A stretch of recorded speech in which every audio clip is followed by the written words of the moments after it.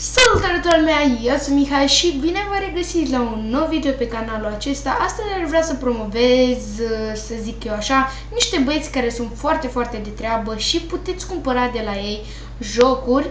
Deci vedeți aici Origin și de pe Steam. Sunt băieți adevărați, sunt niște prieteni de-ai mei, adică să nu vă gândiți că bă, uite la ăsta zice că așa și după ne fură bani și... Nu. Achitările le puteți da prin PayPal sau prin WebMoney. Skype-urile lor le aveți în descriere. Dacă o să vreți să cumpărați de la ei, sunt niște băieți foarte de treabă. Dacă ceva, ei o să vă mai leșe ceva reducere, de exemplu, o să fie în zile care o să leșe chiar conturi gratis băieților, sau nu știu, nu mai țin minte cum a spus, de Skype-ul lor le găsiți în descriere. Puteți cumpăra foarte multe FIFA sau puteți câștiga, cred că o să facă și giveaway, sper să facă giveaway pe baza la un joc. Băieți, sunt foarte de treabă, deci nu uitați, asta e adresa, o să vă las și ăsta în descriere, pagina de Facebook, cumpără și donează.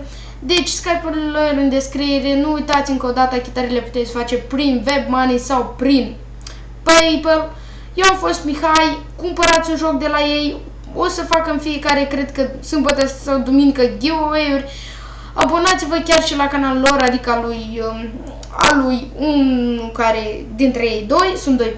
Ok, bun. Deci, ăsta este pagina lor, Skype-urile aveți în descriere și, nu știu, cumpărați de la ei. Ok, pa!